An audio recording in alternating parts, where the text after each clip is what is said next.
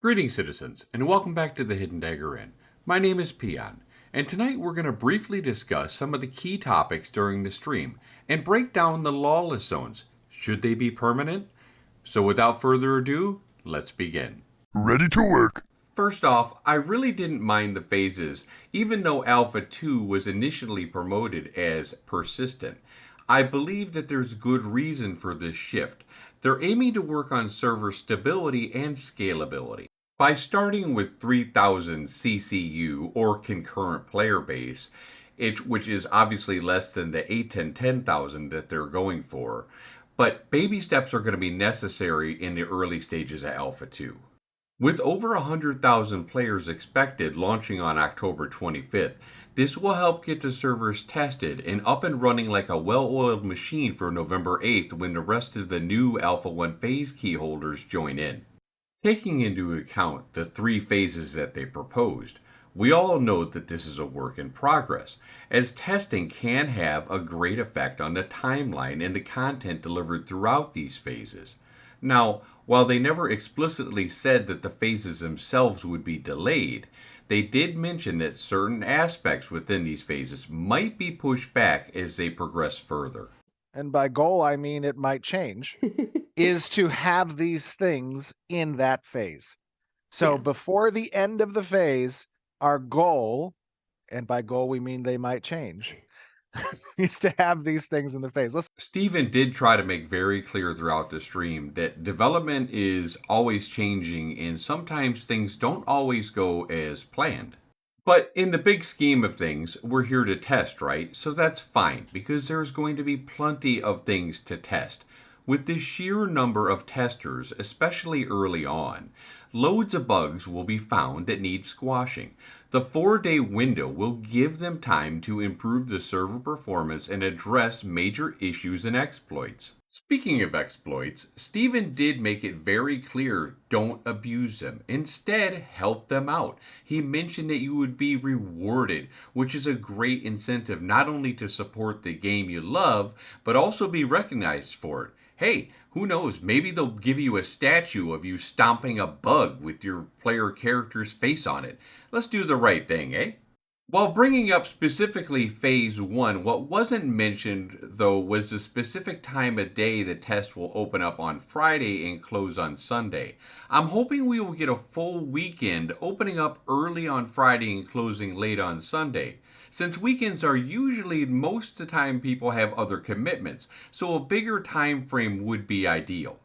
As for the price of the packages, as I've said many times on my live Twitch streams, that it should be near $100, so it was pretty close to that. It's important to remember that they want testers who are truly invested in the game. To be clear, these Alpha 2 access keys are just the keys. This is a significant departure from what historically we have done with regards to pre-order packages, having virtual currency, having playtime when the game launches, having multiple access and access to beta 1 and 2.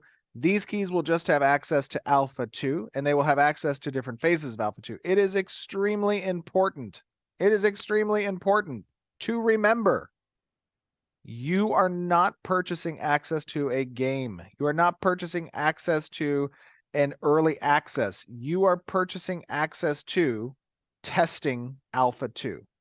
So that is a very important aspect of these different items. I'm of the mindset if the price were $20, too many people wouldn't be motivated to stay and test. They just would want to come try it out, which would also be a blow to those who paid more for the packages, including myself.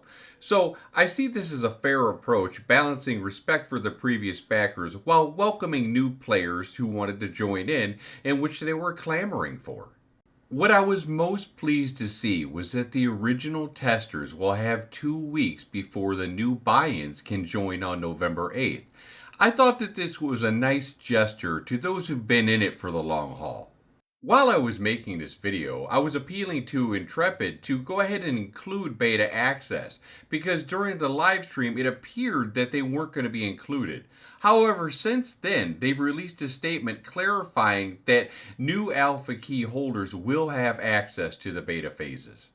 If you're on the fence about getting in, it might be worth spending the extra $20 just to get a taste of Alpha 2, especially if you missed out on the Alpha 1.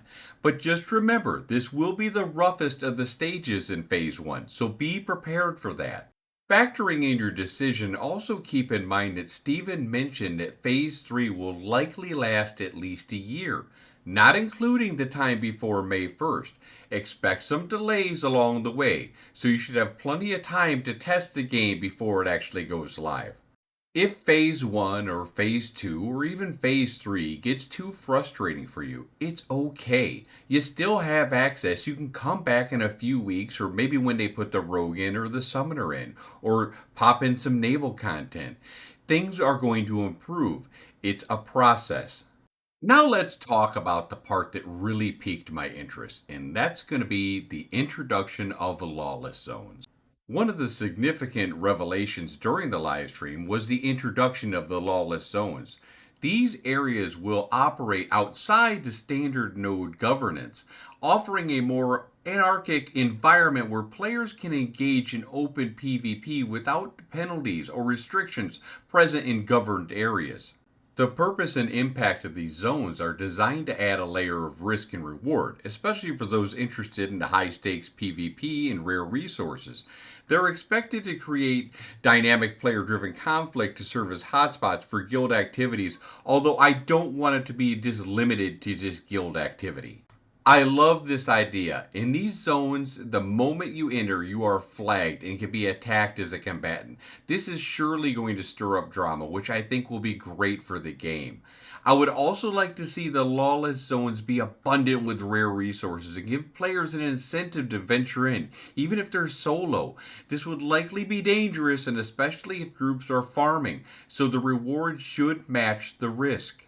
Now, as I was starting to feel all warm and fuzzy inside that we're going to have some lawless zones on the land, Steven posted this in Discord and really burst my bubble.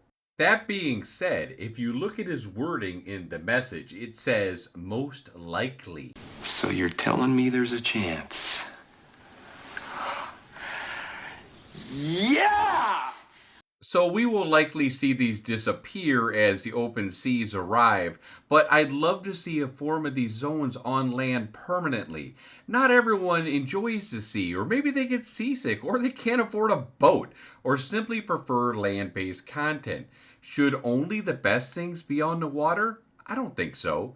I'd love to see high-end group farming spots in lawless zones where people could compete for spots and grind for good experience to be gained. And the fact that it's lawless means groups are going to have to earn their spots and defend it against others looking to move in. In games like Arcage, areas like Carcassi Ridgelands and parts of Aurora had PvP active all the time. Just like the sea, you could count on these lands being adrenaline pumping zones where you had to stay on high alert. Following the risk reward mantra, this should apply to land as well, and not only just the sea. Not saying that the majority of land should be lawless, but small areas or even just one or two zones that you could get your PvP fix on if you're feeling a little bit spicy. Let me know in the comments below if after the open seas come out if you think that lawless zones should be permanent. It's also important to remember that it does sound like the alpha phases might have a finite amount that they are looking for, so keep that in mind when you're pondering whether you want to get it or not. End at a certain date or until supplies last. So we will have a number that we are looking at internally in order to make sure that we can service those users, have the capacity in order to make sure you have a good experience in Alpha 2. So let me know what you think about the alpha prices and the phases, and are you unhappy that it's not persistent right at the start of Alpha 2? Also, let me know what you think about the key prices. And as always, if you enjoyed the video, smash that like and subscribe. Make sure you're tuning in to me on Twitch at the Hidden Dagger Inn when Alpha 2 goes live, especially at that first 2 weeks if you're not in it. So if you're on the fence and you just want to learn about the game, I'll be there to try to help you, and we're going to learn about it together. Thank you very much, Farah, and have a great day. Work complete.